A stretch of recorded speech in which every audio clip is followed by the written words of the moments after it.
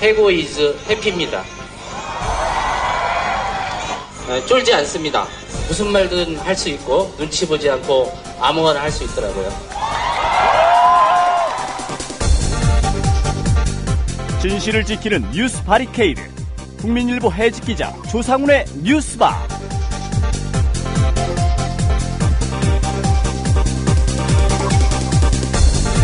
청취자 여러분 안녕하십니까? 조상훈입니다. 2월 26일 수요일 뉴스바입니다. 오늘 아침 뉴스바가 마련한 뉴스 메뉴부터 소개해드리겠습니다. 여권이 서울시 탈북 공무원 간첩 증거조작 사태를 엉뚱한 방향으로 몰아가기 시작했습니다. 사건 당사자인 유우성 씨를 변호한 민주사회를 위한 변호사 모임과 주한 중국 대사관 특정 인사의 커넥션 의혹을 제기한 겁니다. 여권의 이런 주장이 어제자 문화일보에 실렸습니다. 새누리당 원내 수석 부대표를 맡고 있는 윤상현 의원의 주장인데요. 이와 관련한 민변의 입장 오늘 이슈 탐험에서 김용민 변호사로부터 들어보겠습니다. 민주화운동 기념사업회의 새로운 이사장으로 박상증 목사가 임명된 가운데 사업회 이사진이 임명을 처리하라며 법원에 소송을 냈습니다. 안철수 의원도 이런 목소리를 거들고 나섰습니다. 무슨 일이 벌어진 건지 사업회 김거성 이사를 오늘 초대석에 모셔보겠습니다. 수요일 요일별 코너 영화 속 실화 이야기 영실이 시간에는 정광희 영화평론가와 함께 영화 노예 12년에 관한 얘기 나눠보겠습니다. 잠시 광고 들으시고 김용민 PD와 함께 조간신문 훑어보겠습니다. 학교폭력 예방 앱 스마트 보디가드. 스마트폰 왕따 문자 등 사이버 학교폭력이 6배 이상 늘었습니다. 학교폭력은 언제나 욕설, 모욕, 협박과 같은 폭력 문자를 동반합니다. 그런 학교폭력 문자만을 감지하여 부모님께 알려드립니다. 미리 알면 예방할 수 있습니다. 구글 플레이에서 학교폭력 예방 전문 어플 스마트 보디가드를 설치하세요. 지금 설치하고 먼저 무료 이용해보세요.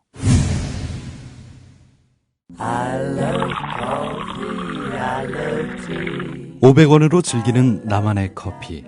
원두 쇼핑몰 헝그리 커피. 최정상급 로스터가 1년 이하 최고급 뉴크롭 생두를 로스팅해 즉시 배송해드립니다. 대량 구매 시 가격이 할인됩니다. 검색창에 헝그리 커피를 검색하세요. 헝그리커피.com. 헝그리 커피에서 원두를 구매하시는 분들께는 차량용 국민TV 스티커 2매를 함께 보내드립니다. 안녕하세요. 참여연대 회원이며 망원시장에서 우리 매장을 운영하고 있는 서정래입니다. 지난 2012년 우리 시장 근처에 홈플러스가 들어서게 되었습니다. 저를 포함한 130여 명의 시장 상인들은 5번이나 영업을 중단하고 천막 농성을 벌였습니다. 여기에 참여연대와 시민단체들이 힘을 보탰고 주민들도 서명으로 함께 해주셨습니다. 그 결과 작년 12월 31일 망원역 홈플러스 익스프레스는 문을 닫았습니다. 전통시장과 함께 살기 위해 기업형 슈퍼마켓이 문을 닫은 첫 번째 사례입니다. 하지만 국회는 민생법안 처리를 미루고 정부는 별 관심을 보이지 않는데요. 그래서 항상 을들의 편에서 함께 싸우고 있는 참여연대가 더 소중하게 느껴집니다. 국민TV 라디오 청취자 여러분, 전국의 을들과 함께하는 참여연대 회원이 되어주십시오. 전화 02-723-5300을 통해 가입하실 수 있습니다.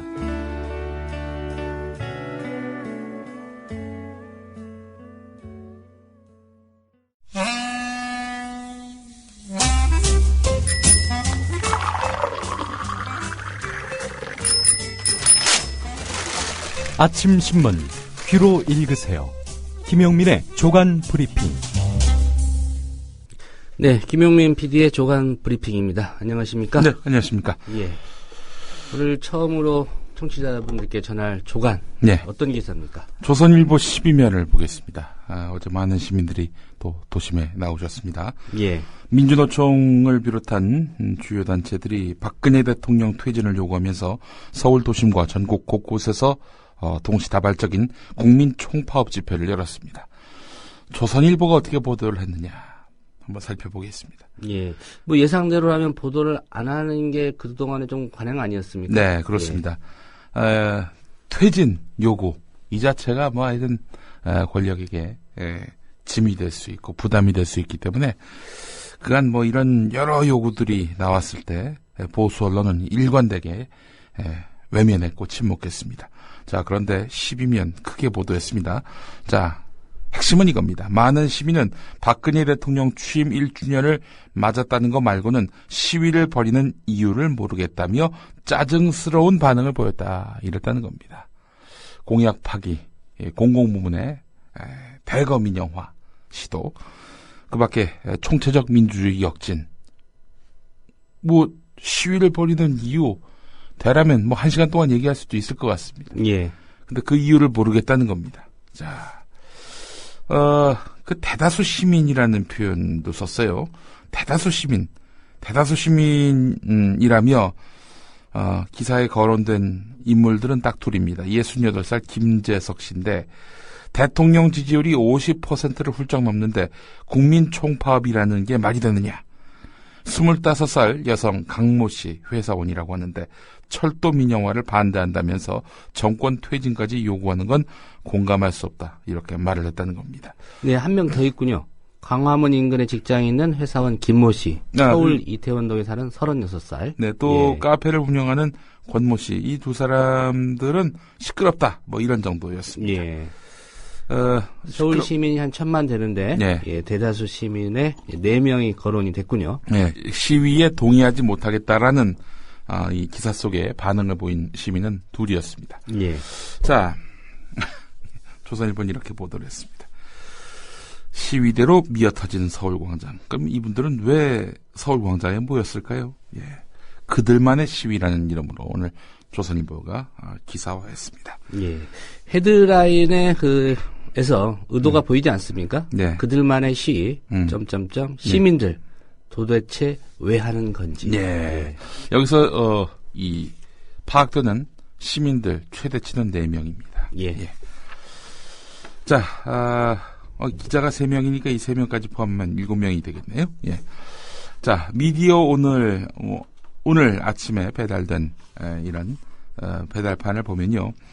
일면에 이런 기사가 있습니다. MBC 보도국 간부 새누리당 홍문종 이름 빼라. 이런 제목입니다. 뭔지 아시겠죠? 아프리카 박물관 노동자 착취 논란. 이걸 MBC가 보도를 했는데요. 정작 이사장인 새누리당 홍문종 사무총장의 실명조차 거론하지 않은 것입니다. 자, 알고 봤더니 이게 보도국 간부의 삭제 지시가 있었다는 겁니다. 그러면 어떻게 보도를 했습니까? 뭐 그러니까, 여당의 홍모 사무총장? 아니, 아예 실명을 거론하지 말라. 이렇게 예. 얘기를 했어요. 그러니까 이제 담당 부서, 이 기사를 작성한 부서는 아니 이미 다 실명이 공개됐고 아는 사람 다 아는데 기사 요건상 실명을 빼는 게 도리어 더 이상하다. 이런 이야기를 했는데요. 예. 이에 대해서 MBC의 그 보도국 편집부장은 그래 넣고 싶으면 넣어라. 하지만 뉴스데스크 큐시티에서 빼겠다. 뉴스데스크에서 빼겠다. 이렇게 발언을 했습니다. 실제로 MBC는 이 단독 기사를 삭제하기도 했습니다. 자, 뭐 SBS는 뭐 며칠 지나도록 보도를 아예 안 했어요. 예. 이 홍문종 새누리당 사무총장의 노예 착취 사건 아예 보도를 안 했습니다. MBC 사정을 보니까 보도국 간부가 홍문종 거론하지 말라 이런 지시를 내렸군요. 이런 가운데 안광한 MBC 신임사장, 이 양반은 또 어제 취임하면서 어느 한쪽 편에 서지 말아라 라고 노조를 향해서 엄포를 놓았습니다. 예, 노조를 향해서 어느 한쪽 편에 서지 말라. 예. 이 얘기를 했다는 거죠. 네. 예. 야당 편에 서지 말라 아마 이런 얘기를 하려다가 누락시킨 것 같습니다. 야를 뺐어요. 예. 자, 뭐 사실 지금 지상파 방송 뉴스가 마시간 거야 뭐 어제 오늘의 일은 아닙니다. 사례 하나 더 소개를 해드리면 최근에 그 서울시 공무원 간첩 증거 조작 의혹 사건, 이 사건과 관련해서 여기 핵심이 누굽니까? 국정원 아닙니까? 예. 국정원이 조작에 관여한 거 아니냐? 이게 뭐 거의 사실로 드러나고 있는 흐름인데요. 자, KBS는 지난 21일 메인 뉴스에서 국정원이라는 표현을 쓰지 않았습니다. 유관 정보기관. 이 대한민국의 유관 정보기관이 지금 뭐 여러 군데가 있습니까?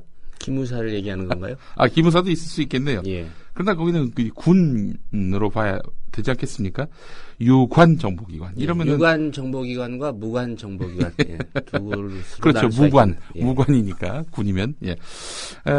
이런 식으로 이제 유관 정보기관으로 이제 표현하면서 결국 국정원이라는 표현을 쓰지 않았습니다. 리포트 제목은 물론이고 리포트 내용에서도 국정원이라는 단어는 등장하지 않았습니다. 모두가 국정원이라고 말할 때 KBS는 유관기관이라는 표현을 고수한 셈입니다. 오늘의 지상파 방송의 뉴스의 현실이 이러합니다. 예. 이게 별거 아닌 것 같지만 예. 그 수용자 입장에서는 예. 오인을 할 수가 있거든요. 그렇죠. 예. 아니 국정원이면 국정원이라고 했을 텐데 유관 정보기관 어디야? 뭐 국정원 아니겠구만. 예. 이렇게 생각할 수 있다는 거예요. 유관 정보기관의 대선 개입 사건, 예. 댓글 사건 예, 이렇게 그렇습니다. 보도가 될 것 예. 같습니다. 앞으로. 남재준 유관 정보기관장. 예. 이렇게 보면 될 것 같습니다. 어제 그 박근혜 대통령이 경제혁신 3개년 계획을 직접 발표를 했는데 뭐 참 아주 그 다양한 청사진이 제시가 됐습니다. 지금 한 2만 달러대의 국민소득을 4만 달러대로 만들겠다. 뭐 그런 식의 약속도 했고요. 근데 그런 것들에 주목하는 사이에 우리는 디테일을 짚어볼 필요가 있습니다. 악마는 디테일에 있기 때문입니다. 경향신문 3면 기사입니다.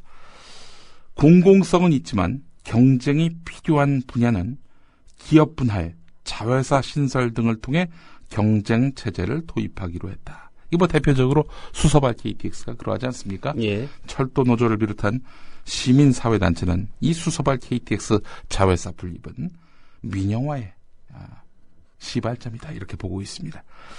기획재정부 관계자는 수서발 KTX와 같은 기업 분할, 자회사 신설 사례를 항만 같은 다른 공공부문에도 적용하는 방안을 검토할 방침이다 이렇게 밝혔습니다. 어제 경제혁신 3개년 계획을 기점으로 해서 이런 본격적인 경쟁체제 도입을 실행에 옮기겠다 이렇게 천명한 겁니다.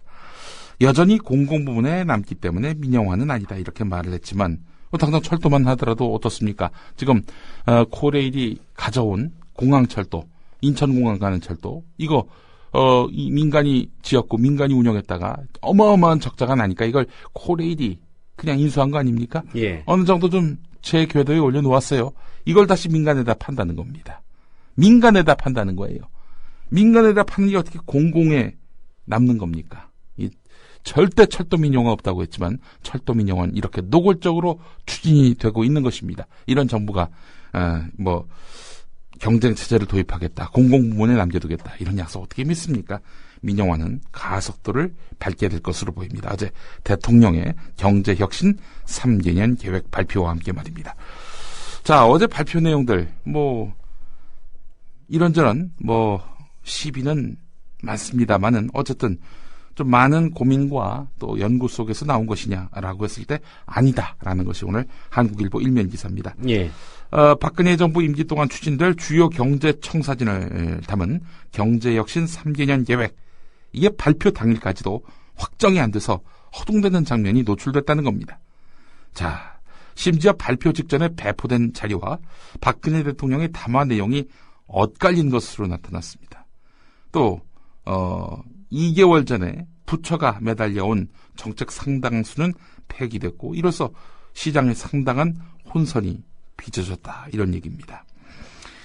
예컨대 공무원, 군인, 사학연금 이렇게 3대 직역연금 개혁은 박근혜 대통령이 담화에서 내년에 재정 재계산을 실시해서 개선 방안을 마련하고 관련 법도 개정하겠습니다라고 밝혔는데요.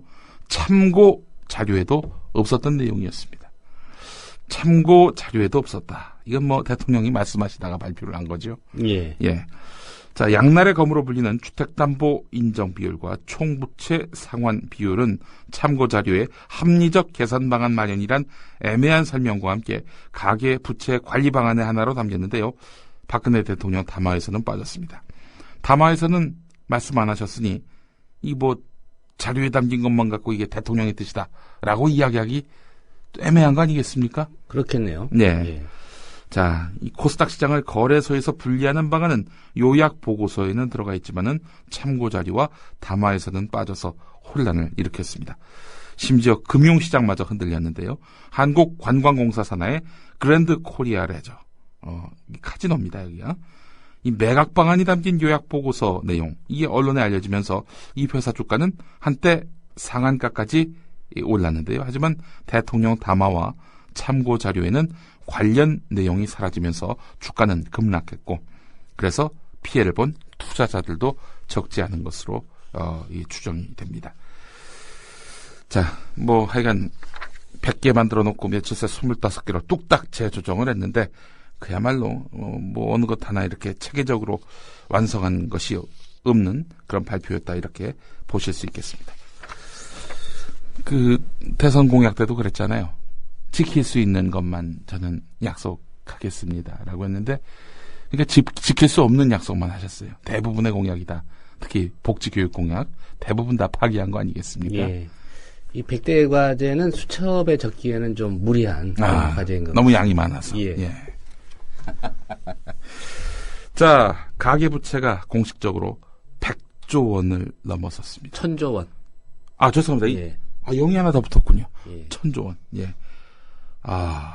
1000조 원. 이 1000조가 도대체 0이 몇 개인지 아십니까? 감이 안 옵니다. 감이 안 옵니다. 예. 한국경제 시한폭탄이란 데는 보수신문, 진보신문 가리지 않습니다. 자, 도대체 이 원인은 무엇일까? 9년 새 2배 이상 폭증을 한 셈이고요. 이렇게 되면은 부채 상환 능력, 덩달아서 크게 약화됐다라고 봐도 무리는 아니겠습니까? 금융위기 이후에 중산층 138만 명이 신용등급이 하락해서 저신용자가 됐다는 겁니다. 이런 상황에서 금리 인상이라는 그런 상황이 오게 된다면은 가계는 파산을 만날 것이 분명해 보입니다. 예. 자, 경향신문 8면 기사를 보겠습니다. 자, 도대체 가계빚이 왜 이렇게 늘었는가? 또 급속도로 늘었는가? 집사라는 정책 때문이다라는 그런 분석입니다.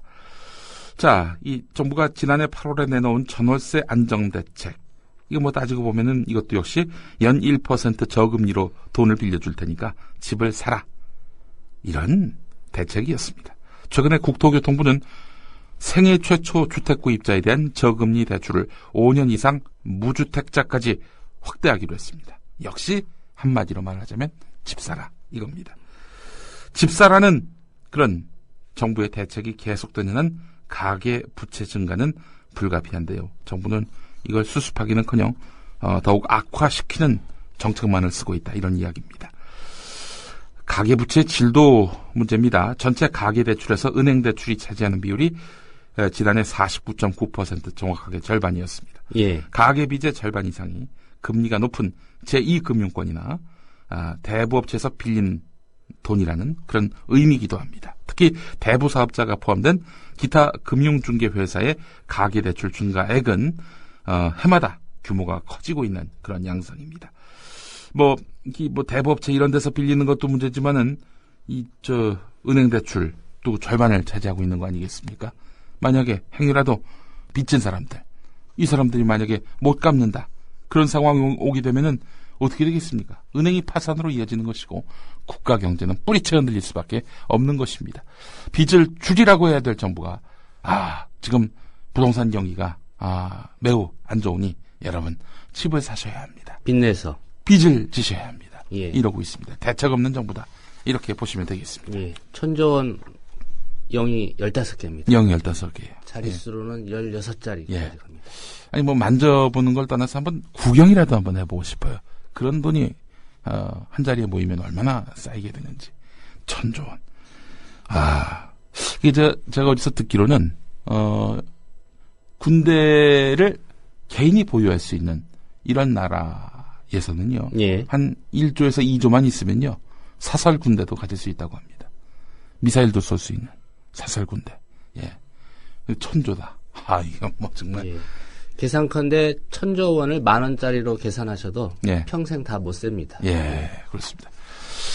자, 경향신문 16면 기사로 가보겠습니다. 이 홍준표 경남지사 지금 진주의료원 부메랑을 맞게 될 것 같다. 작년에 보수 언론들이 이제 진주의료원을 홍준표 지사가 없애려고 할 때, 이거는 어떤 보수의 이념색을 강화함으로써 결국 보수 유권자들에게 박수를 받기 위한, 환호를 받기 위한, 그래서 장래는 대권 주자로 발돋움하기 위한 그런 어떤 승부수 아니냐 이렇게 이야기를 했는데, 예.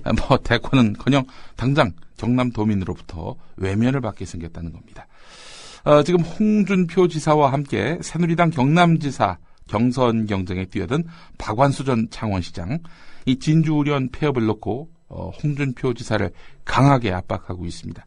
서부 경남 지역, 그러니까 진주권을 중심으로 한 서부 경남 지역 주민 60.8%가 진주의료원 재개원에 찬성했다라는 여론조사 결과를 발표했습니다. 그러면서 이 박완수 예비후보는 경남행복의료원을 설립하겠다. 말하자면 진주의료원을 재개원하겠다. 지금 그러고 있는 상황입니다. 예. 자, 이 강제 폐업을 강행한 경남도 지금 후폭풍이 수그러들지 않습니다. 이에 항의하는 그런 도민들을 막기 위해서 경남도청 출입문 봉쇄가 1년 동안 계속되고 있는데요. 경남도청 본관 6개 출입문 가운데 3개, 신관 출입문 5개 중에 2개가 좌물쇠와 사슬로 잠겨 있다고 하는데요. 본관과 신관을 출입하려면 청원경찰에게 신분 확인을 받아야 한다고 합니다. 그래서 이제 이 출입문 통제에 대한 비판의 글이 올라오고 있는데, 이 기사를 공유하면서 이재명 성남시장은 성남시에 오시면 시장이 있으면 시장과 함께 시장실에서 사진을 찍으실 수 있고, 시장이 없으면 시장실에 오셔서 그냥 놀다 가시라고 이렇게 말하자면 홍준표 지사를 조롱하는 그런 페이스북에 글을 올리기도 했습니다. 예. 자, 정부가 낙하산 인사 근절 대책을 마련하겠다, 이렇게 기획재정부 업무보고 때 천명을 했습니다. 자, 그런데 이런 발표가 나온 당일에도 낙하산 공기업 사장이 임명됐죠. 자, 그 이후에도 낙하산은 계속 내려오고 있습니다. 한국수력원자력도 정치권 인사들을 사회이사로 선임한 것으로 드러나서 논란이 일고 있다는 겁니다. 한수원은 임원 변동 공시를 내놨는데요. 조정재 시사뉴스투데이 회장, 유승규 전 대한석탄공사 사장, 이태형 수봉교육재단 이사장, 전성환 극동대학교 언론홍보학과 석좌 교수, 이 4사람을 신임 사회이사로, 또 박규호 한국전력 국내 부사장을 비상임 이사로 임명했다고 밝혔는데요. 이 가운데서 조정재 씨, 유승규 씨, 이 사람들 대선 특보였고 또 선대위에서 활동한 인물입니다. 예. 자, 사실 전문성을 가진 사람들이 이 역할을 해야 될 텐데 말이죠. 친박 인사 2명을 이런 식으로 한수원의 사회이사로 선임했다는 기사는 다름 아닌 동아일보 신면에 실린 내용입니다. 예. 가수 이효리 씨의 참여에 힘입어서 노란봉투 캠페인이 1차 목표 금액을 달성했습니다. 이 캠페인은 파업 이후에 회사로부터 손해배상 소송을 당한 쌍용차 노조와 철도노조 조합원을 돕기 위해 만 명이 47,000원씩 후원금을 모으자는 운동이죠. 아름다운 재단은 노란봉투 캠페인 1차 목표액인 4억 7천만 원이 달성됐다, 이렇게 밝혔습니다. 이효리 씨가 현금 47,000원이 담긴 봉투와 손글씨 편지를 아름다운 재단 사무실에 보낸 사실이 알려진 지난 18일 이후에 일주일 만에 9천여 명의 시민이 참여한 결과입니다. 자, 어려운 노동자들을 돕고 싶은 마음을 가진 시민들이 참 많았다는 사실이 확인됐는데, 이효리 씨의 편지가 일종의 촉발제가 된 것으로 평가된다, 이렇게 한 관계자가 말을 했습니다. 자, 2차 모금에도 이제 들어간다고 하는데요. 2차 모금액은 노동자의 또 노동자 가족의 생계비, 의료비뿐만 아니라 노동자 자녀의 하절기, 교복비 지원, 그리고 각종 법률 개선 활동으로까지 범위를 넓힌다고 합니다. 자, 이런 가운데 손배 가압류를 잡자, 손에 손을 잡고 모임이 오늘 오후에 서울시청에서 공식 출범식을 갖고 본격적인 활동에 들어갑니다. 저도 이 손잡고의 일원입니다. 예, 그렇군요. 어제도 말씀드렸지만 저희 미디어 협동조합 임직원들도 이 노란봉투 캠페인에 참여하기로 해서 현재 모금을 하고 있습니다. 예, 벼랑 끝에 내몰린 이런 사회적 약자를 돕기 위해 국가가 존재하고 있는 거 아닙니까? 근데 국가는 이런 탄압의 대열에 함께하고 있을 뿐만 아니라 이런 노동자들을 그야말로 종북 세력으로 내몰면서 짓밟기 1순위 참 이런 사회적 연대가 더욱 빛이 날 수밖에 없습니다. 예, 특별히 청취자 여러분께도 적극적인 참여를 다시 한번 당부드리겠습니다. 네. 네, 김용민 PD 고맙습니다. 예, 감사합니다. 막간 퀴즈입니다. 1인당 국민소득 3만 불을 넘어 4만 불 시대로 가는 초석을 다져 놓겠습니다. 박근혜 대통령이 취임 1주년을 맞아 경제정책의 청사진을 내놨는데요. 1인당 국민소득 4만 달러를 이야기했습니다. 현재는 2만 4천 달러죠. 이러한 국민소득은 국민총소득을 말합니다. 국민총소득을 영어로 하면 무엇이 될까요? 1번 GNI, 2번 GDP, 3번 GNP, 4번 GGG. 정답을 아는 분은 답과 함께 연락 가능한 이메일 주소를 남겨주세요. 두 분을 추첨해 음반을 선물로 드립니다.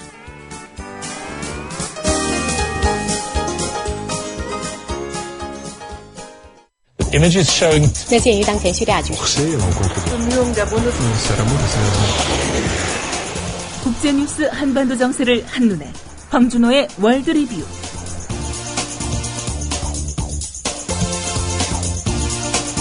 네, 밤사이 나라밖 소식 그리고 한반도 관련 뉴스 짚어보겠습니다. 황준호 PD 나오셨습니다. 안녕하십니까? 안녕하십니까? 예.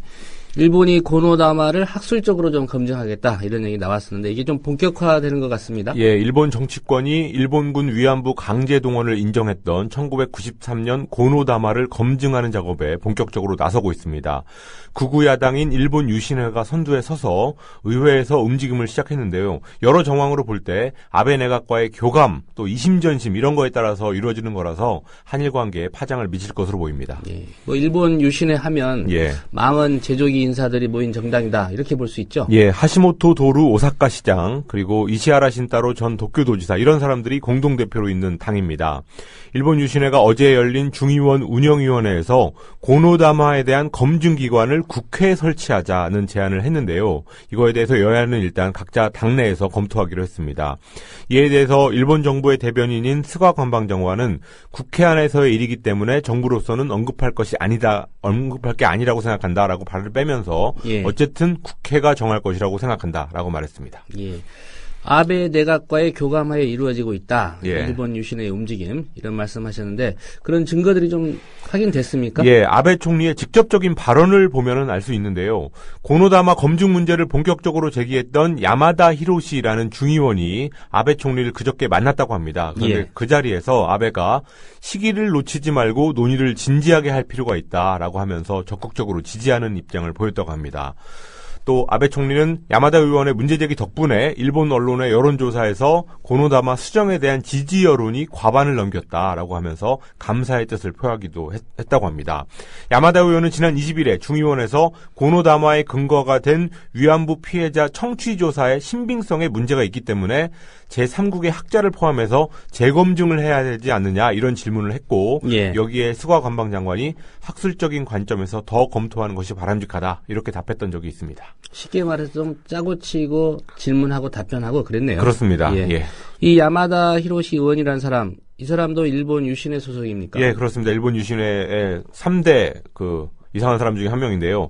작년부터 일본 유신회가 아베 방패막이 돼주고 있는데 오사카 시장인 하시모토 도루 공동대표가 워낙 심한 말, 이상한 망언 릴레이를 하다 보니까 오히려 좀 아베 총리가 합리적인 사람으로 보이는 그런 효과를 내는 패턴을 보여왔습니다. 상대적으로요. 예. 예. 일본 유신회가 미군도 매매춘을 하고 있지 않냐, 뭐 이런 식으로 얘기를 하면 아베가 좀 그거를 좀 심한 말을 했다 수습하는 모양새를 보이면서 또 한편으로는 고노다마 수정 작업에 나서는 이런 식입니다. 이번에도 그런 공식이 작동되는 모양새인데 그 과정에서 고노다마가 최대의 위기를 맞고 있습니다. 예. 이런 일본의 움직임, 뭐 중국에서도 예의주시하고 있는데요. 좀 구체적으로 대응을 할 그런 조짐이죠? 예, 그동안도 뭐 여러 가지 대응을 해왔었는데요. 바로 어제는 중국이 항일전쟁 승리 기념일, 그리고 난징 대학살 희생자 추모일 이 두 가지 기념일을 지정해서 일본의 우경화 그리고 과거사 부정 움직임에 더 적극적으로 대응하기로 했습니다. 중국 전국인민대표대회 전인대 상무위원회가 어제 그 두 가지 기념일을 제정하는 데 대한 결정 초안을 심의했는데요. 다음 주에 열리는 전인대 본회의에서 통과될 가능성이 높습니다. 예. 리스스 전인대 법제업무위원회 주임이 공식 입장을 발표했는데요. 어제 항일전쟁은 중국 인민이 일본 제국주의 침략에 맞선 정의의 전쟁이다라고 하면서 신중국 건설에 중요한 기초가 됐고 세계인들의 반파시스트 전쟁 승리에도 큰 공헌을 했다. 이런 평가를 했습니다. 예. 기념일로 정하기로 한 그 두 날의 날짜 언제입니까? 항일전쟁 승리 기념일은 9월 3일로 정하기로 했고요. 또 낭징 대학살 희생자 추모일은 1937년 12월 13일부터 이 학살이 시작됐으니까 그 시작날인 12월 30일로 정하기로 했습니다. 중국은 자국민 30만 명 이상이 희생된 난징 대학살을 부정하는 움직임, 이것이 최근 일본에서 일어나는 것을 보고 일제의 만행을 고발하는 국제 여론전 차원에서 최근에 외국 기자들을 초청해서 학살 기념관을 돌아보는 이런 프로그램을 많이 돌렸습니다. 그래서 기념일 제정도 그런 같은 맥락인데요. 이런 적극적인 움직임, 이것을 박근혜 정부가 참고해야 될 점이 많은 것 같습니다. 예, 9월 3일하고 12월 13일이요. 예. 중국이 우리 영토인 독도에 대해서도 일본의 입장을 좀 비판하는 듯한 발언을 했죠? 예, 중국 외교부가 그저께 공식적으로 밝힌 입장인데요. 일본의 독도 영유권 주장과 관련해서 화충잉 대변인이 일본과 이웃국가 사이에 벌어지는 영토 분쟁 문제는 모두 일본의 대외 침략 전쟁 그리고 식민 지배의 역사와 밀접한 연관이 있다라고 지적하면서 사실상 일본을 비판하는 말을 했습니다. 그동안 중국은 자기들이 일본하고 영유권 분쟁을 하고 있는 센카쿠 열도 여기에 대해서는 굉장히 많은 말을 해왔지만 한일 간의 갈등 상황인 독도 문제에 대해서는 거의 입을 다물어 왔습니다. 왜냐하면은 독도는 한국이 실효적인 지배를 하고 있고 또 센카쿠 열도는 반대로 일본이 실효적인 지배를 하고 있기 때문에 중국이 만약에 독도를 물고 들어간다면 그 실효적 차원 문제, 지배 차원에서 불리해지니까 그 독도 문제는 입을 다물었던 건데요. 그럼에도 불구하고 이번에 독도 문제를 두고 일본을 비판한 것은 한국을 자기네 편으로 끌어들이기 위한 것으로 볼 수 있습니다. 그러니까 자기들의 불리함을 어느 정도 감수하고서라도 한국을 끌어들이는 게 더 유리하다. 이렇게 판단한 것 같습니다. 예, 일본 우경화에 대해서 중국이 한국과 좀 공조를 취하겠다. 이런 의미로 보여집니다. 네, 미국이 육군병력 계획보다 좀 더 줄이기로 했다. 어제 말씀해 주셨는데 이게 주한미군에 과연 영향을 줄 것인가 이게 관심인데 어떻습니까? 척 헤이글 국방장관이 내년 국방 예산안 편성 개요를 설명하는 브리핑을 그저께 했는데요. 미 국방부는 작전의 초점과 군대를 아시아 태평양 지역으로 계속 전환하겠다라고 말한 것을 보면은 육군 전국인의 규모를 현재 52만 명에서 44만 명, 43만 명 이렇게 줄이더라도 주한미군에 미치는 영향은 크지 않을 것 같다는 전망이 나오고 있습니다.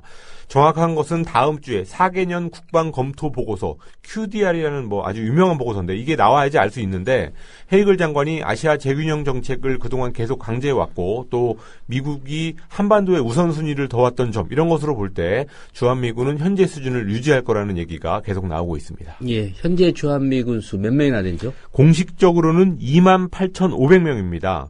그런데 주한미군의 소위 전략적 유연성이라는 개념이 2006년에 합의됐기 때문에 우리가 모르는 사이에 들고 나는 숫자가 굉장히 많습니다. 그래서 공식 숫자가 보다는 적을 때가 많다는 게 정설인데 우리 영토에 외국 군대가 정확히 얼마가 있는지 이것을 한국 정부도 정확히 모르고 있는 상황이 지금 계속되고 있습니다. 어쨌든 미국의 입장에서는 중국 견제라는 시대적 과제가 있기 때문에 육군 숫자를 줄이더라도 주한미군의 공식 숫자를 줄이거나 이렇게 하지는 않을 것으로 보입니다. 예, 잘 들었습니다. 황준호 PD였습니다. 감사합니다.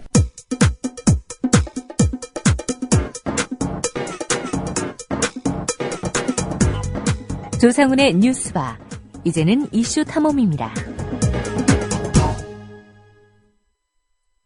여러분 혹시 어제 25일자 문화일보 오면 보셨습니까?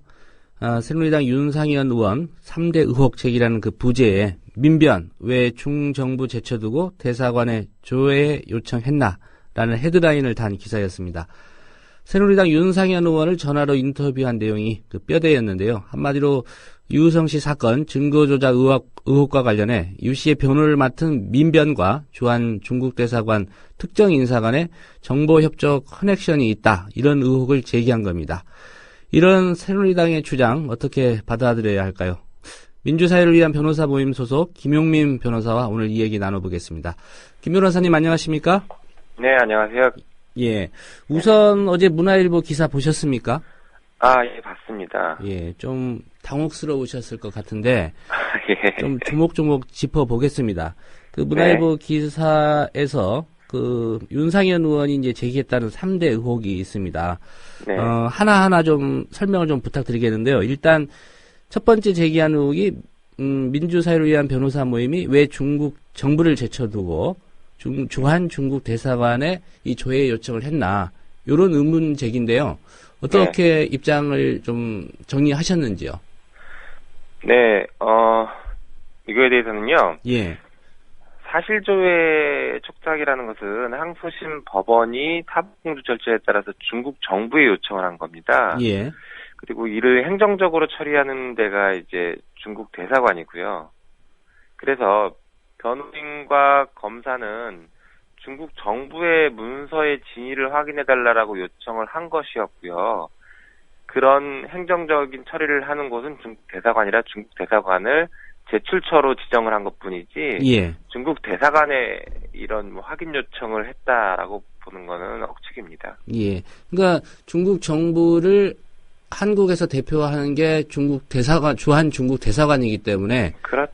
예. 네. 이런 의문 제기 자체가 억지다, 이런 말씀이시죠? 네, 맞습니다. 사법공조 절차에 따라서 진행된 겁니다. 이거. 예. 또 한 가지 제기한 게, 중국 대사관 영사부가 검찰 문의는 무시하고 민변에만 사실조회 결과를 회신했다. 이것도 문제지 않느냐라는 게 이제 그 윤상현 의원의 의혹 제기인데 이 부분은 어떻습니까? 그 부분도 전혀 맞지 않습니다. 지금 보면은 변호인이 제출한 삼합변방 검사창의 정황 설명서라는 것이 있습니다. 예. 네. 거기에 유성 씨의 원본 기록 부분에 오류가 있는 게 시스템상 오류다라는 이제 취지의 내용인데요. 그 정황 설명서라는 것을 검찰에서 진위 여부 사실조회를 신청합니다. 변호인이 신청한 것이 아니라 그 부분은. 예. 네, 그런데 거기에 대해서도 중국에서는 명시적으로 회신을 했습니다. 그 문서 정황 설명서는 적법하게 발급된 것이고 그 내용도 모두 맞다. 이렇게 된 것이고요. 예. 나머지 다른 문서들에 대해서는 변호인이나 검사가 동일하게 사실조회를 신청했습니다. 그래서 거기에 대한 회신이 왔기 때문에 민변에만 회신을 준 것이 아니라 검찰에도 명시적으로 회신을 다 주었습니다. 예. 그러니까 그 윤상현 의원이 제기한 의혹 자체가 일단 사실관계에서 오류가 있군요. 네, 사실관계를 전혀 파악하지 않으신 것 같은데요. 예. 그리고 마지막으로 이제 제기한 의혹이 증거 조작 의혹에 대한 정식 공문이 재판부에 전달되기 전에 변호인 측에 먼저 전달된 점, 이게 납득되지 않는다, 이런 주장인데요. 이 부분은 어떻습니까? 그 부분도 일단 사실과 다르고요. 예. 변호인도 사실조회를 신청한 당사자입니다. 그래서, 사실조회 회신이 안 올 경우에는 사실조회처에다가 빨리 사실조회를 회신해달라고 독촉을 요청할 수 있습니다. 그건 이제 법원이 보통은 독촉을 하는데, 예. 경우에 따라서는 변호인도 독촉 요청을 하기도 합니다. 마찬가지로 검찰도 독촉 요청을 당연히 할 수 있고요. 했는지는 모르겠지만 할 수 있습니다. 어쨌든 간 변호인도 이제 사실조회 회신에 대한 독촉 요청을 하는 과정에서 본국에서 사실조회가 왔다라는 이제 얘기를 듣게 됐습니다. 예.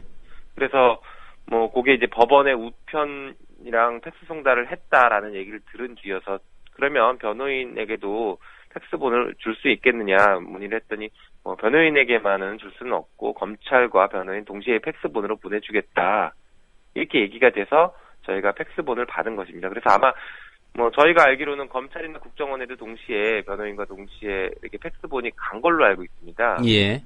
그래서 법원이 받기 전에 변호인이 먼저 받았다라는 것은 전혀 사실과 다르고 완전히 억측입니다. 도대체 어떤 정보를 통해서 그런 이상한 얘기들이 나오는 건지 좀 저희도 굉장히 의문스럽습니다. 예, 윤상현 의원이 민변에 이런 거에 대해서 사실관계를 확인하기 위해서 전화를 하거나 그런 적은 없죠? 네, 전혀 없죠. 예. 이런 사실관계에 오류가 있음에도 불구하고 또 기사에 보면 이런 주장이 있습니다. 이 같은 의혹에서 볼 때 주한 중국 대사관 A씨와 민변 측 간에 모종의 협력 관계가 있는 것 아니냐는 문제 제기다. 네. 이런 얘기를 하면서요. 네. 그 A씨라는 분이 과거 북한에서 김일성대를 졸업하고 북한 주재 중국 대사관에 오래 근무한 친북 성향의 인사라는 점에서 이번 사건은 새로운 국면을 맞고 있다. 이런 주장인데요. 네. 이 주장에 대해서는 어떤 입장이십니까? 일단 지금 누구를 특정해서 말하는지도 사실 저는 잘 모르겠고요. 예. 그리고 중국 대사관에서 유우성 씨를 두둔할 이유 자체가 전혀 없다고 생각됩니다. 그런데 뭐 지금 자꾸 그런 식으로 몰고 가는 거에 대해서는 좀 이해를 할 수가 없습니다. 한편으로는 북한 김일성대를 뭐 졸업한 중국 대사관 직원이 뭐 있다 뭐 이렇게 얘기했는데 뭐 저희로서는 그건 알지 못하는 일이고요. 알 수 없는 일이고. 예. 만약에 그런 사실이 맞다라고 하더라도 국회의원이 그런 사실을 과연 어떻게 알게 되었을 것인가. 저는 사실 여기에 좀 굉장히 의구심이 갑니다. 윤상현 의원이 이 정보를 네. 과연 어떻게 파악한 그렇죠. 것인가. 중국 대사관 직원의 뭐 과거 출신이 어딘지까지 국회의원이 확인이 가능한 것인지 그걸 알고 있어야 되는 것인지 혹시나 이 부분에 대해서 무슨 정보기관에서 사찰까지 하고 있는 것은 아닌지 예. 이런 좀 의구심이 들고요. 뭐 만약에 사찰을 해서 확인했다고 하더라도 국회의원이 그걸 공개적으로 주장하는 것은 심각한 외교적인 결례가 아닌가 이런 좀 생각까지 듭니다. 예. 그 말씀하신 부분과 관련해서 문화일보 그 일면입니다. 같은 날 네. 기사에 이런 기사가 있습니다. 민주당 통진당 제외 국정원 직원 실명 공개, 정보요원 신분 노출 미국에서는 형사처벌 이런 기사가 실렸는데 뭐 네. 맥락은 다를지라도 이거 역시 좀 문제가 될 수 있다. 그 네네. 윤상현 의원이 실제로 파악해서 이런 정보를 말한다면 그런 입장이신가요? 네, 뭐 당연히 문제가 될 수 있는 것이죠. 예. 알겠습니다. 그리고 이제 문화일보 기사 중에 이런 부분이 있습니다. 그 특별히 이제 민변을 좀 의식한 그런 부분인데요. 네. 진보 성향의 민변이 그동안 왕재산 사건 등 간첩 사건을 변호해온 전력도 이와 무관치 않다고 보고 있는 것이다.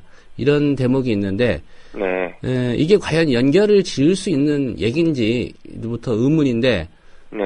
어떻게 생각하십니까?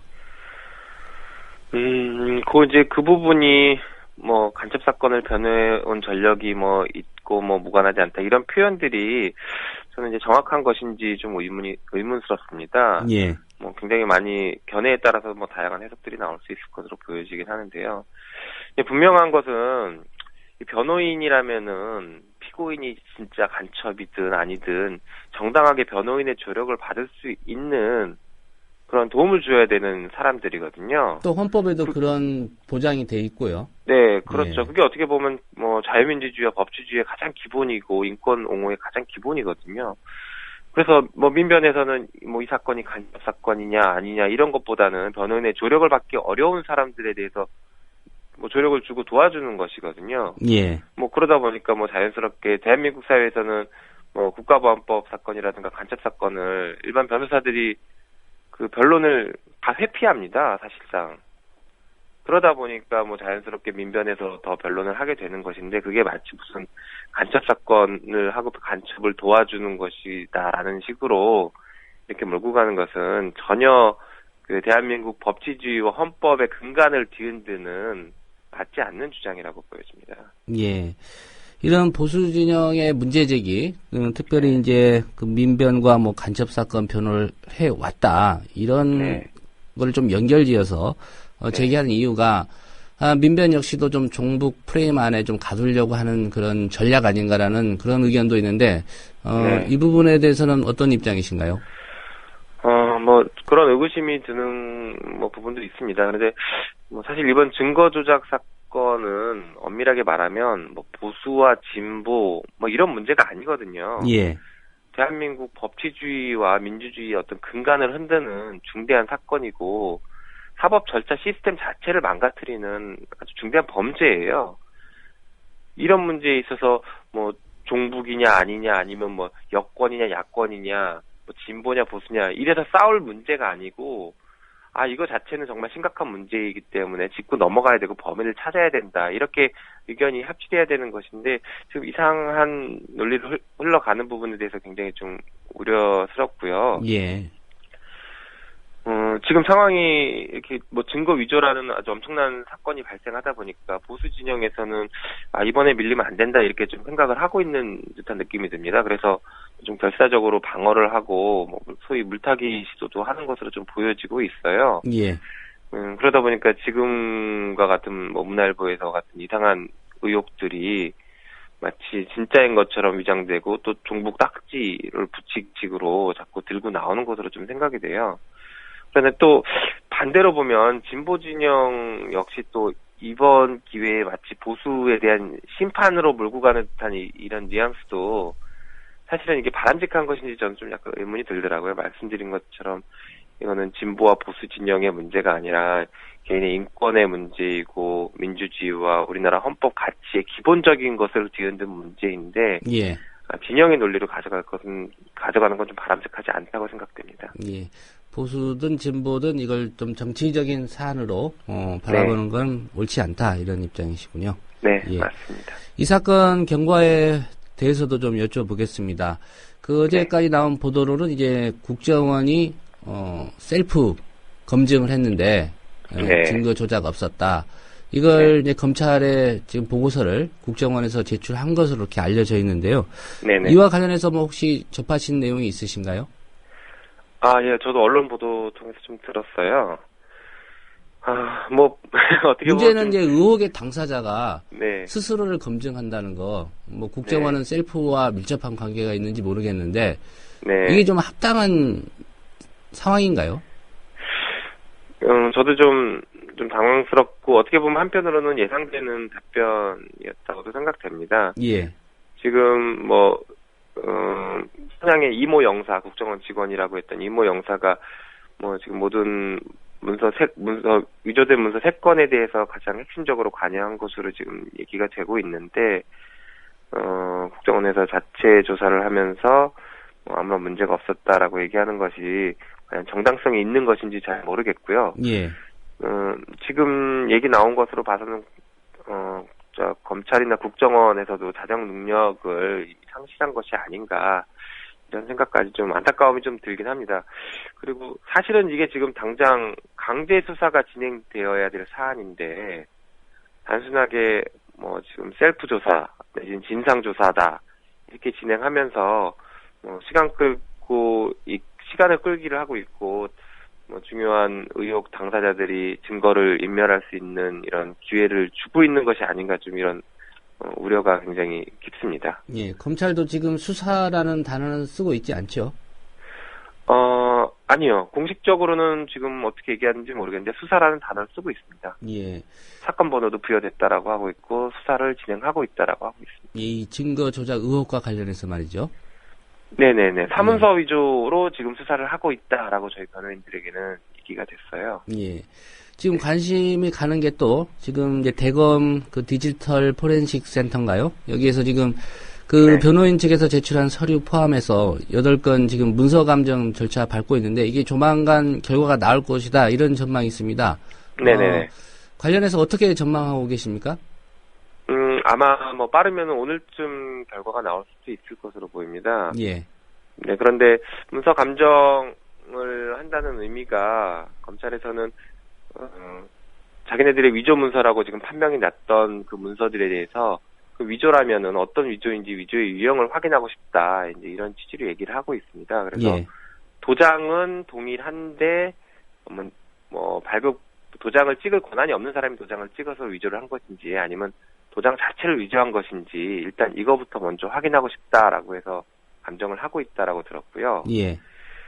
만약에 그런 논리라면은 지금 그런 감정에서 그 어떤 의미 있는 결과를 끌어낼 수 있는 것은 딱 한 가지 문서입니다.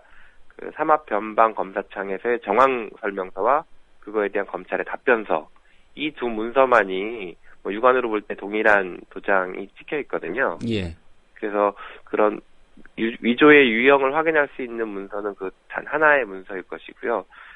저희가 예상하기로는 이것이 이제 도장은 동일하다라고 결과가 나올지 아니면 판독이 불가능하다 이렇게 나올지 아니면 전혀 도장도 다르게 나올지는 모르겠지만 아마 검찰에서의 방점은 도장은 같다 또는 도장이 같은 집 함독하기 좀 어렵다 이렇게 나올 가능성이 높아 보입니다. 그래서 절차상의 위법으로 몰고 가고 결국에는 내용은 맞는 것이 아니냐 이런 쪽으로 몰고 갈 가능성이 여론을 그렇게 호도하려고 하는 그런 의구심을 좀 지울 수는 없습니다. 예.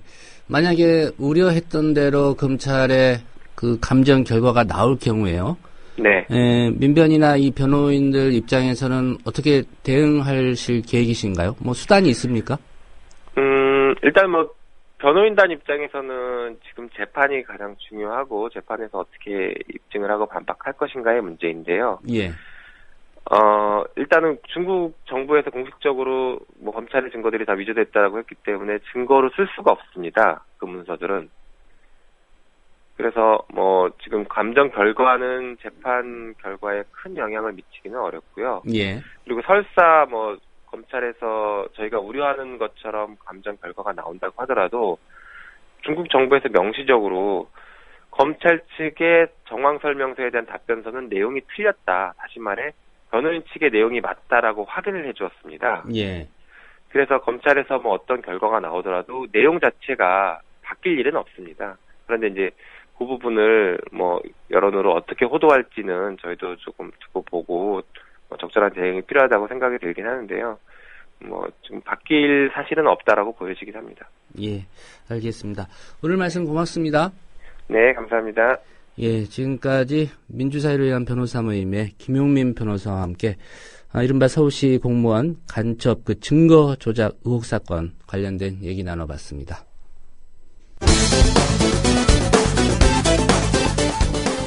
안철수 의원의 새정치연합이 현실과 명분 사이에서 명분을 선택했습니다.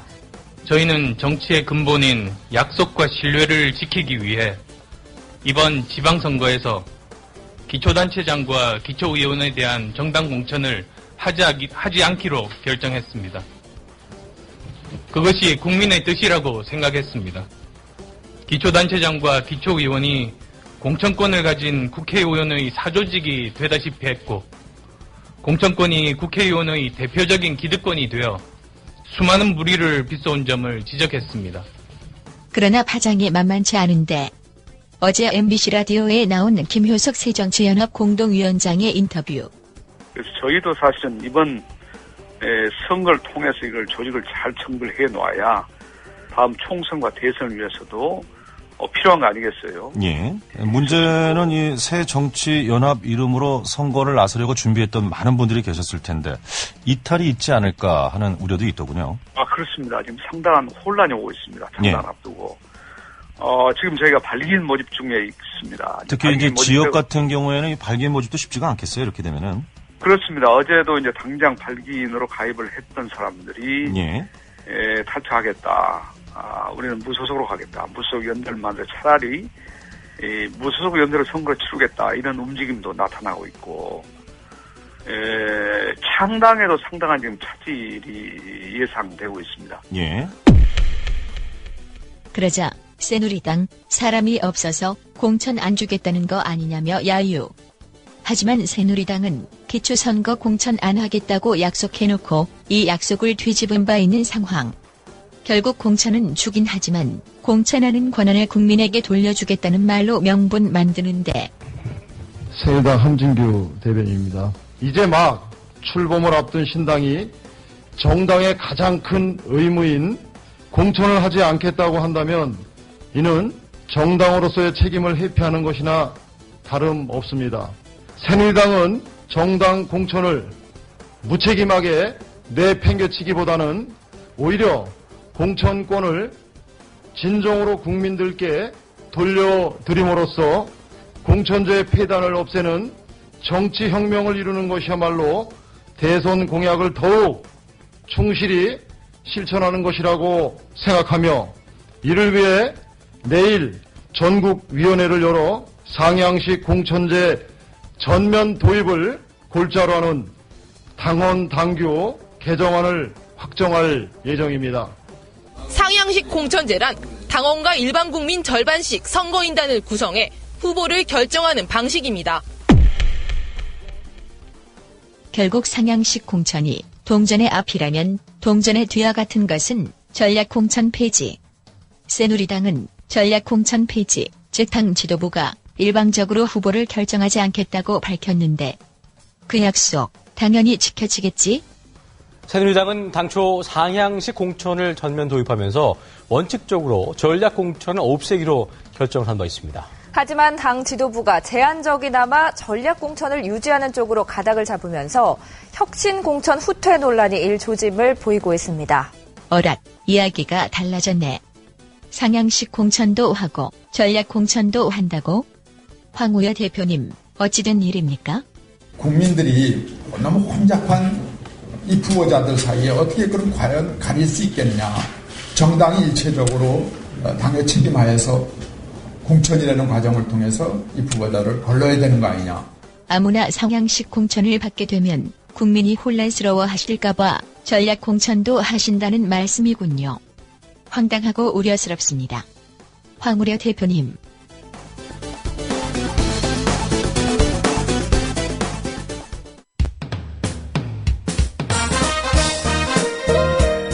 균형 잡힌 시각, 정직한 분석, 조상훈의 뉴스바. 이어서 초대석으로 만납니다.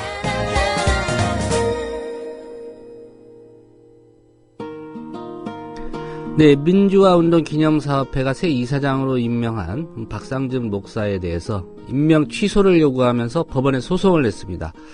박상증 목사는 지난 대선 과정에서 박근혜 당시 후보를 공개 지지한 그런 전력이 있습니다.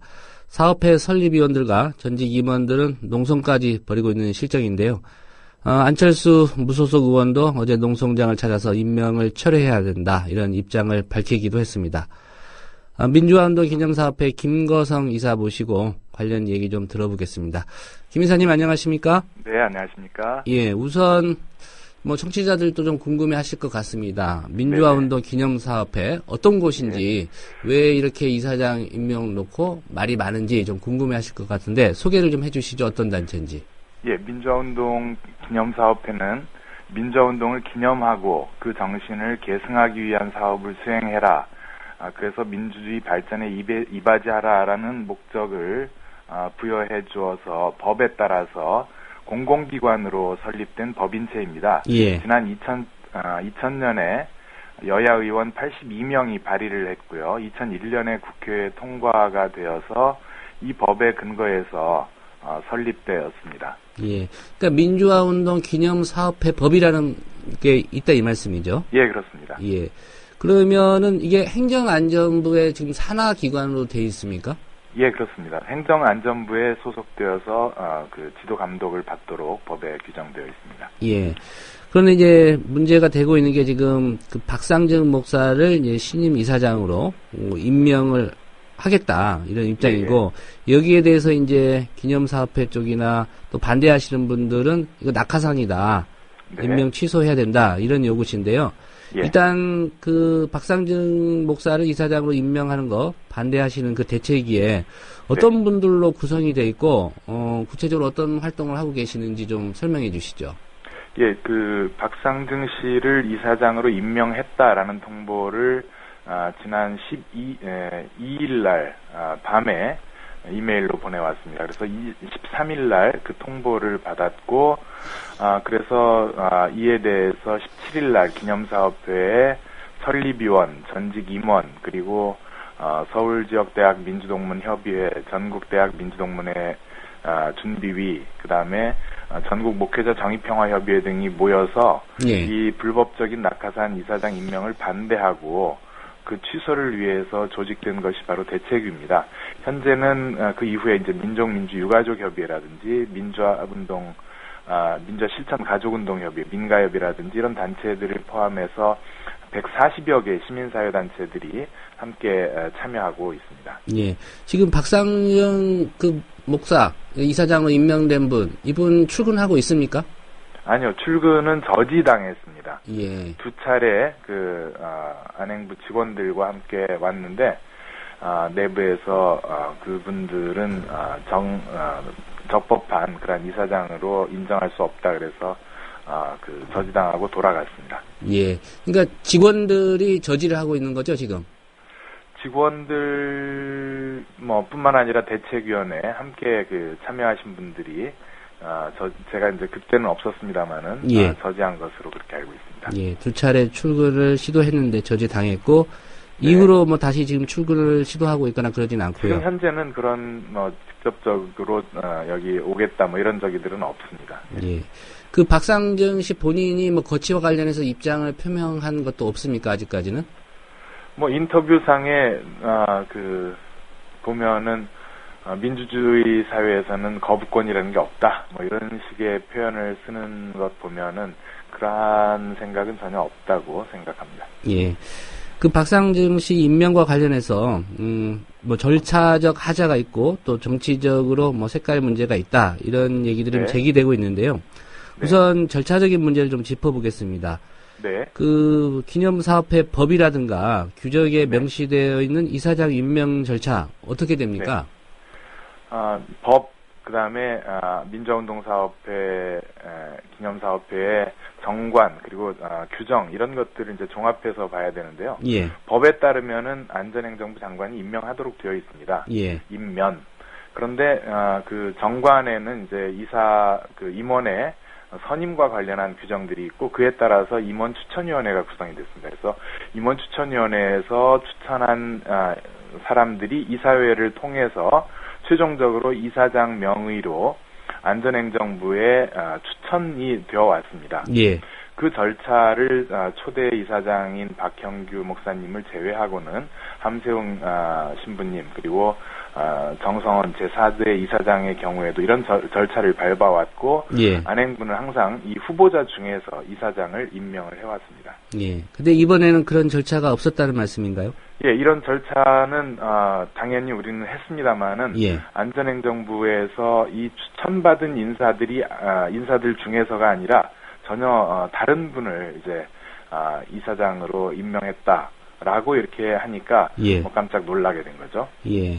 그 임원 추천위원회에서 추천한 분들은 어떤 분들이었는지 공개하시는 건 좀 그런가요?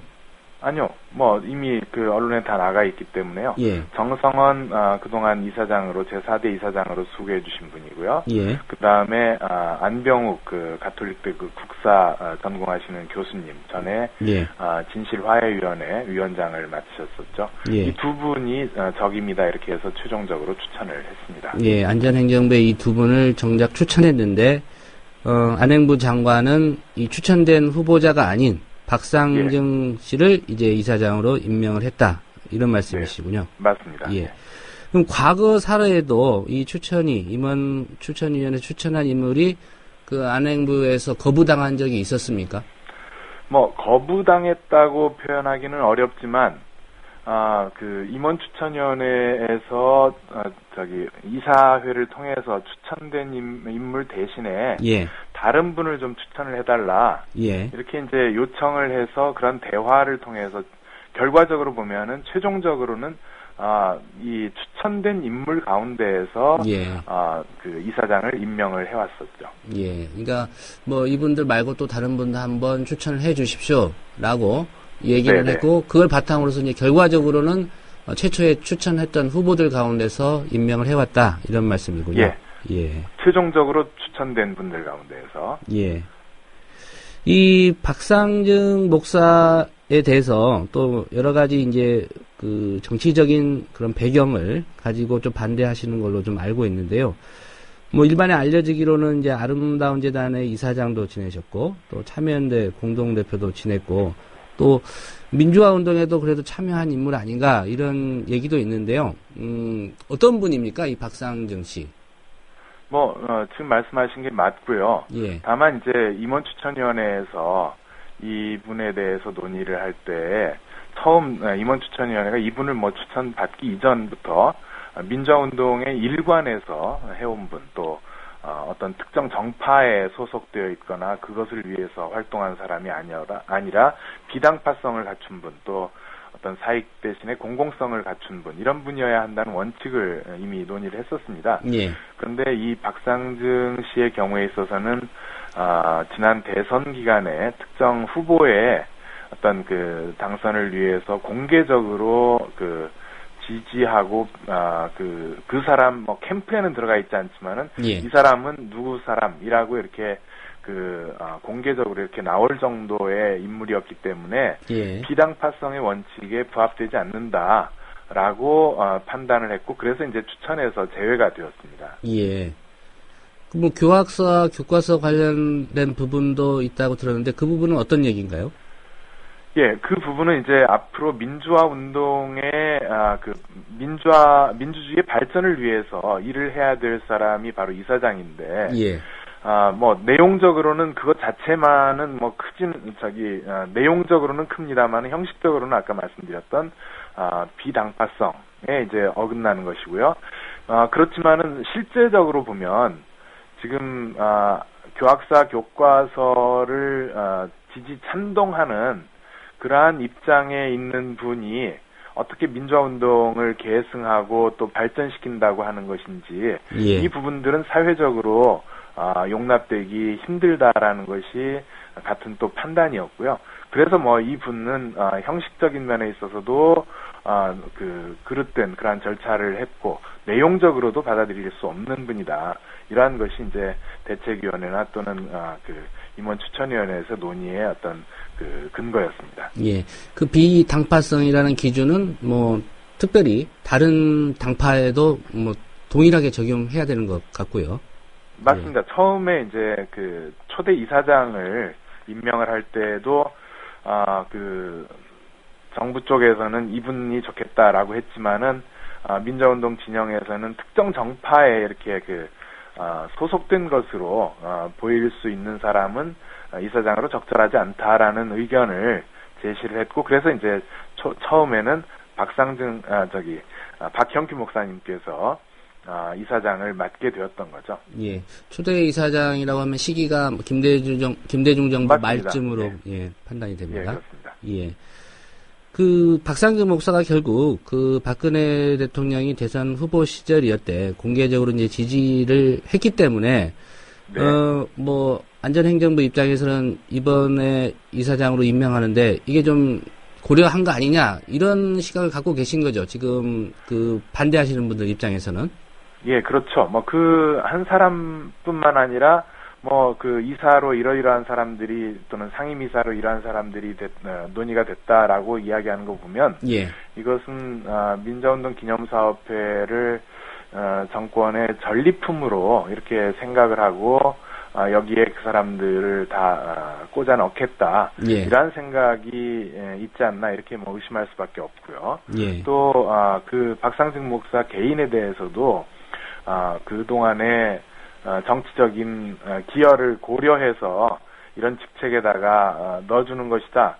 이러한 생각을 할 수밖에 없는 것이 이분이 이제 84세거든요. 우리 나이로 85세신데. 예, 1930년생이시더라고요. 네, 그렇습니다. 예. 이런 분이 여기에 적임이다. 이렇게 생각하기도 어렵고 또 하나는 민주화운동에 참여했던 사람들 또 국민들로부터 존경을 받는 분이어야 하는데 최종적으로 이렇게 이분이 행보를 한 거를 보면은 그러한 존경보다는 오히려 반대의 어떤 경우가 훨씬 많다.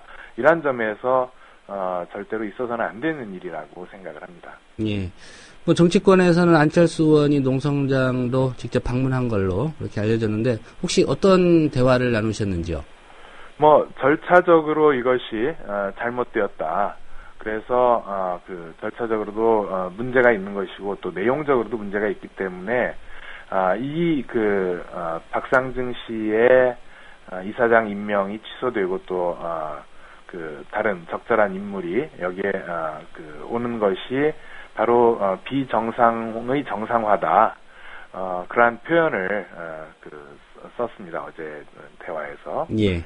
예, 그래서 이 일이 진행될 수 있도록 제대로 자리를 잡을 수 있도록 함께 노력하겠다라고 의사를 표명하고 갔습니다. 예, 법적인 대응을 지금 하신 상태인데요. 이게 예, 좀 장기화되면 이사장 공석 상태라고 봐야 될지 모르겠는데요. 앞으로의 계획 어떻게 하실 건지 좀 말씀을 해주시죠. 네, 우선은 이사장 이 임명이 불법이기 때문에 무효를 주장을 하고 있고요. 그래서 서울행정법원에 소송을 제기를 했고 동시에 이사장 직무정지 가처분 신청을 냈습니다. 예. 현재는 그 법적인 절차를 통해서 하고 있습니다만은 그 법적인 그 하자뿐만이 아닙니다. 내용적으로 그 이후에 어떤 정관이라든지 규정들의 절차를 지금 위반해서 이사 후보자들이 논의가 되고 있고 그렇기 때문에 그러한 부분들에 대해서도 추궁을 해야 된다고 보여지고요. 예. 무엇보다도 중요한 것은 시민사회가 함께 힘을 모아서 국민들의 뜻을 모아서 이것을 막아내고 정말 민주화운동 기념사업회는 민주주의의 발전을 위해서 일할 수 있도록 그리고 과거의 어떤 기념과 현재의 계승이 이루어질 수 있도록 함께 힘을 모으는 것이 가장 중요하다고 생각을 하고 그렇게 노력을 하겠습니다. 예. 민주화 기념 사업회까지 정권의 전리품으로 인식하는 거 이거 막아야 된다 이런 입장이신 것 같습니다. 네, 오늘 말씀 고맙습니다. 네, 고맙습니다. 네, 지금까지 안전행정부의 민주화 기념사업회 박상정 이사장 낙하산 임명 논란과 관련해서 기념사업회 김거성 이사와의 인터뷰였습니다. 2014년 4월 1일 거짓말같이 진짜 TV뉴스가 시작된다. 뉴스 K. 진실을 흐리는 편파 논평, 담합과 관행을 부르는 출입기자 제도, 관료적 조직, 계층과 서열이란 기존 뉴스 제작 시스템 혁파. 뉴스의 새로운 역사를 쓸 뉴스 K. 2014년 4월 1일 국민TV 개국과 함께 찾아옵니다. 매일 밤 9시 진짜 뉴스를 기대해주세요.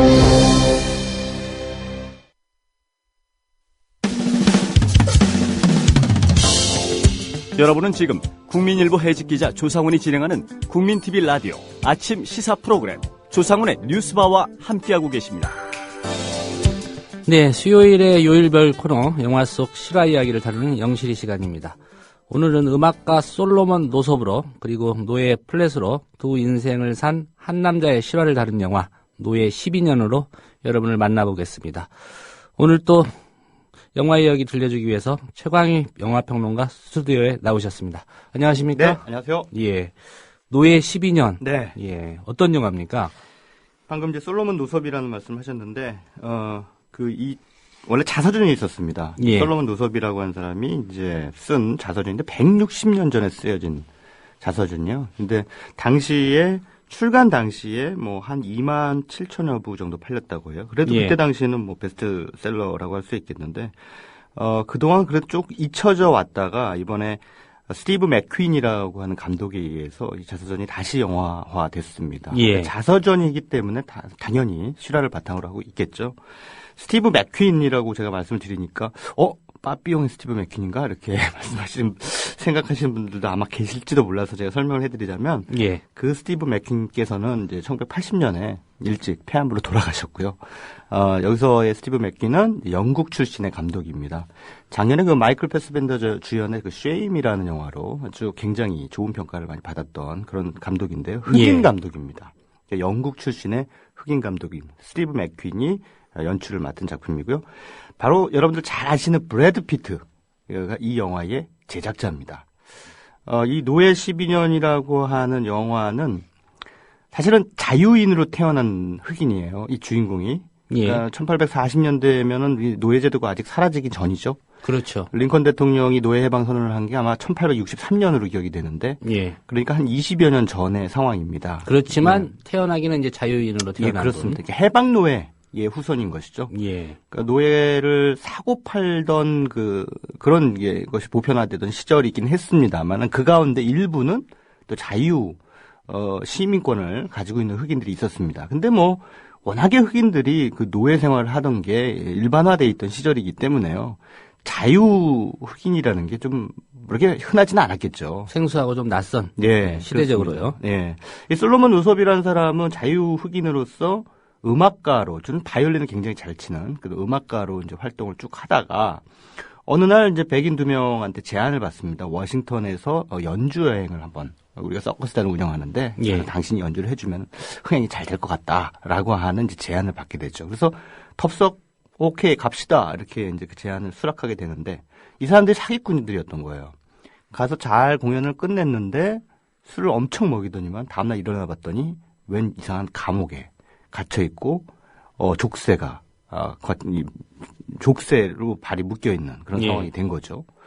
노예상한테 팔린 겁니다. 그러니까 납치당한 상태에서 노예상한테 이제 팔리게 된 인신매매죠. 그렇네요. 네. 예. 워싱턴 가서 공연하면 돈 벌어주게 해줄게 이렇게 네. 사기쳐가지고. 그렇죠. 예. 끌고 가가지고 유인해서 납치해서 노예로 팔아버린 그런 상황이 된 겁니다. 그래서 솔로몬 노셉이라는 사람이 나는 노예가 아니다. 원래 자유인이다. 이렇게 얘기를 하니까 노예상이 그 말을 믿겠어요.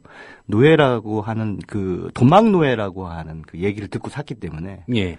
이 무슨 소리 하는 거냐 하면서 계속 채찍질을 합니다. 너 자유인이라고 어디 한번 맞아봐 하면서 계속. 그러니까 자유를 주장하면 채찍을 맞는 거예요. 참 의미심장하죠. 자유를 주장하면 채찍을 맞는다. 아무튼 그래서 솔로몬 노섭이 이제 자신의 의지와는 상관없이 루이지애나라고 하는 이제 주로 노예로 팔려가서 거기서 이제 농장주들을 위해서 이제 일을 하게 되는 상황이 됩니다. 예. 원래는 자유인인데도 불구하고 그래서 다른 흑인 노예들하고 같이 뒤섞여서 처음에 만난 농장주는 그래도 운이 좋아서 약간은 인간적인 사람이었어요. 그래서 이 사람이 솔로몬 노섭을 어느 정도 또 솔로몬 노섭이 이제 그 학식이 좀 있었기 때문에 또 글도 읽을 줄 알고요. 음악을 했다니까. 네, 음악도 하고 그러니까 교육을 어느 정도 받은 사람이기 때문에 다른 흑인들과는 달리 좀 뭐랄까 그 머리가 좀 비상한 그런 부분이 있었습니다. 그래서 예. 일도 잘하고 이러니까는 이제 농장주의 사랑을 흠뻑 받게 되죠. 그러니까 이런 상황에서 이제 농장주의 그 밑에 있는 관리인이 있죠. 이 관리인의 이제 시기와 질투를 사게 됩니다. 그래서 다른 곳으로 이제 넘어가게 되죠. 다른 농장주의 집으로 이제 가게 되는 그런 상황이 됩니다. 왜냐하면 팔리는 거죠, 그러니까. 네네. 이 착한 농장주가 당신 여기 있으면 쟤한테 분명히 죽임을 당한다. 제가 너 가만히 놔두지 않을 거다 하면서 다른 농장주에게 팔려 나갑니다. 그래서 그 농장주가 바로 쉐임이라는 영화, 스티브 맥퀸의 전작인 그 작품에서 주연을 맡았던 마이클 파스빈더라고 하는 배우인데요. 예. 굉장히 악독한 사람이에요. 근데 되게 아이러니한 게 뭐냐면요. 독실한 크리스찬입니다. 근데 악독해요. 네. 노예들을 다루는 데 있어서는. 근데 이거는 사람을 이렇게 다루는 건 주님의 뜻이 아니다라고 누군가가 얘기를 하니까 주인의 말을 안 들으면 매질을 당하는 게 바로 주님의 뜻이다. 예. 라는 얘기를 합니다. 그러면서 굉장히 그 신경질적인 그런 반응을 보이는 상황이 되는데 어찌됐든 지금 제가 줄거리 일부를 말씀드렸는데요. 예, 솔로몬 노섭이라고 하는 사람이 어떤 12년간 자신의 의지와는 상관없이 노예 생활을 하게 된 그런 어떻게 보면 좀 정말 기가 막힌 상황이죠. 인생 역정을 이 영화가 보여주면서 당시 19세기 중반까지의 미국의 노예제도였던 비인간성이라든가요. 이런 것들을 다시 한번 상기시켜주는 그런 영화라고 할 수 있겠습니다. 이 노예 12년이라는 작품을 보면서 저는 그런 생각을 했어요. 이 노예제도라는 게 그때는 그냥 상식이었잖아요. 미국에서는. 예. 근데 지금 이제 150년이 지난 지금은 사람을 어떻게 사람이 재산으로 취득하고 그걸 사고 팔고 한다는 것 자체가 이해가 안 되잖아요. 근데 그게 인류 역사에서 불과 150년 전에는 얼마 오래전 일이 아니라는 거. 아니라는 거죠. 예, 그것도 좀 충격적인 그렇죠. 사실이에요, 사실. 되짚어 보면. 근데 그때는 우리가 되게 사람이 이성적이고 합리적이라고 하지만 이거에 대해서 아무도 뭐 이상하다고 생각 안 했다는 거죠. 특히나 백인들, 미국 백인들 말입니다. 근데 어찌됐든 노예방선을 통해 가지고 노예들이 해방되긴 했습니다만 지금 21세기의 현대는 과연 눈에 보이지 않는 노예제도라는 게 있지 않을까? 라고 하는 생각을 또 한번 해보게 됩니다. 영화를 보면서. 예. 노예제도를 운영하게 누군가를 노예로 삼게 만드는 그 메커니즘이라는 것을 이 영화는 아주 세밀하게 잘 보여주고 있어요. 우리가 흔히 지금 많이 없어졌겠지만 예전에 뭐 학교 다닐 때나 또는 이제 군에 있을 때 상사가 이제 시범 케이스라는 걸 하죠. 말 안 듣는 사람 한 명 데려다가 부신장 팹는 겁니다. 채찍질하고, 채찍질까지는 아니더라도 뭐 얼차례를 한다든가 이러면은 다른 사람들이 무서워서 감히 대들지를 못해요. 네, 가장 심한 경우가 뭐 곡괭이 자루로 네. 예. 그러니까 보면은 흑인 노예들이 수적으로 훨씬 더 우세한 상황임에도 불구하고 저들이 한꺼번에 연대해서 만약에 저항을 하게 된다면 이건 금방 뒤집어 엎을 수도 있지 않을까라는 생각이 들긴 하지만 바로 그 시범 케이스가 무서운 거죠. 한 사람 불러다가 아주 죽기 일보 직전까지 때리는 겁니다. 그러면은 무서워서 대들지 못하거든요. 나서면 이런 꼴을 당한다. 네. 예. 그런 시범 케이스. 어쩌면은 물리적인 폭력의 형태는 아닐지라도 21세기 지금 대한민국에서도 법이라고 하는 이름으로 지금 수행되고 있는 것이 아닌가 하는 생각들을 뭐 뉴스를 통해서 저는 하게 됩니다. 예. 그리고 또 뭐 각종 계약이라든가 네네. 이런 거 좀 심하다 싶으면 저희가 노예 계약이다 네, 이런 표현을 쓰지 않습니까? 그렇습니다. 예. 그래서 이 영화 속의 그 솔로몬 노섭이라고 하는 사람은 물론 자인이지만 그 시대의 노예제도가 보편화돼 있었기 때문에 어쩔 수 없이 노예 취급을 당할 수밖에 없었다는 사실, 이것이 중요하다는 거죠. 예. 그러니까 나는 자유롭다고 할지라도 내 주변에 있는 사람들이 무언가에 종속돼 있다면 나 또한 그 자유를 언젠가는 빼앗길 수 있다는 겁니다.